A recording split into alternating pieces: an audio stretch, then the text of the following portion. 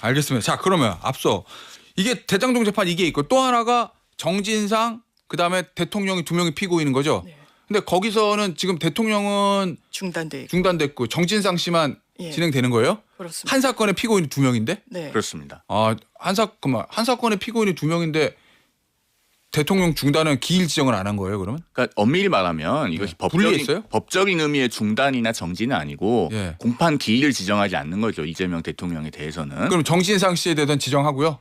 그러고 있습니다. 같은 사건의 피고인이 네, 변론을 분리해가지고 정진상 씨만 계속 진행을 하고 있는 그러면은 것으로 알고 있습니다. 나머지 다른 대장동 재판에 피고인 정진상, 이재명 공동 피고인인데 변론을 분리해서 따로따로 네, 해서 그렇게 알고 있습니다. 이재명 대통령이 피고인 사건은 공판기일 지정 안 하고 네, 추후 지정해놓고 정진상 씨 거는 계속 이제 진행이 된다는 네, 거죠. 네. 그럼 쟁점이 이거랑 똑같습니까? 거의 겹치는 부분이 있는 것 같고요. 예. 일단 정진상 씨 같은 경우에는 이번 판결문에도 등장을 한다고 하더라고요. 예. 왜냐하면 이 사람들이 주대를 이제 뭐 이렇게 지급했다 해서 술값을 막 내주고 뭐 이런 어떤 그 모종의 관계들에 대해서도 설시가 있어서 근데 다만 이제 저희도 이 판결 이유에 대해서는 기판령 뭐 이런 게 미치지 않잖아요. 그러니까 이제 그 해당 재판부를 구속하진 않다 보니 어떤 또 판결이 나올지는 좀 봐야 될 것 근데 같습니다. 원래 이제 확정 판결의 증명력이라고 하는 것은 다른 유력한 증거가 없으면 쉽게 배척하지 못한다는 게 일관된 대법원 판례 아닙니까? 그러면은 이 유동규, 김만배 등등에 대한 판결이 대법원에 가서 먼저 확정이 될 거예요. 예. 그러면 일단 기초적인 사실관계는 정진상 실장에 대한 재판에서도 똑같이 적용될 겁니다. 그리고 한 가지 우려되는 것은 이제 이재명 대통령에 대해서만 계속 이 재판이 진행되지 않으면 나중에 퇴임한 뒤에 재판이 다시 진행될 때 그때 증인들의 기억이 흐려집니다. 그렇게 돼서 과연 이재명 대통령에 대해서는 사실관계가 올바르게 규명이 될 것이냐. 그래서 지연된 정의는 정의가 아닌데 그 지연된 정의마저도 될 것인가에 대한 우려가 나오고 있는 겁니다. 알겠습니다. 어쨌든 다른 사람 재판 1심 나왔고 이제 정진상 실장이 1심 나오겠고 네. 진행돼. 그다음에 이재명 대통령에 대한 건 아직 뭐 공판기일이 지정이 안 되는 건데. 네. 자, 그런데 이 상황에서 국민의힘에서는 뭐 당연히 뭐 그러겠죠. 대통령 재판 재개해라. 뭐 유죄다. 요 얘기를 하는 거고. 민주당에서는 이제 무죄다 이거. 더 나아가서는 잘못된 재판이니까 공소 취소해야 된다. 뭐 이렇게 얘기하거든요. 자, 그런데 이 형사소송법 개정안이요. 예. 이거 이제 진짜 다시 추진한다는 거예요.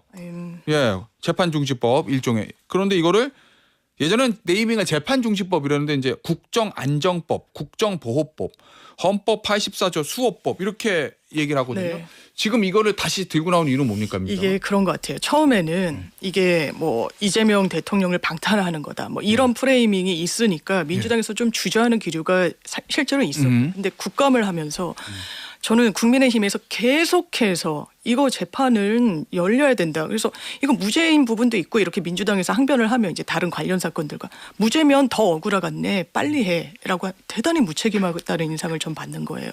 이게 대통령이 그러면 이 재판에 나가가지고 계속 뭐 국정 운영은 뒷전으로 해도 된다라는 차원이지 이게 더 우선한다는 것인지 헌법재판소에서도 설시를 보면 대통령이란 직책은 일반 또 공무원과도 달라서 완전히 국격과도 직결돼 있고 있다라고 하는데 이걸 원하는 것인지 그러면서 계속 공세를 펴 파상 공세를 그러니까 법원에서도 이런 입장에 고등법원장이 이거 재판 열 수 있습니까 없습니까? 그러니까 지금은 해당 재판부에서 다 헌법 84조에 근거해 가지고 중지를 시켜놨다.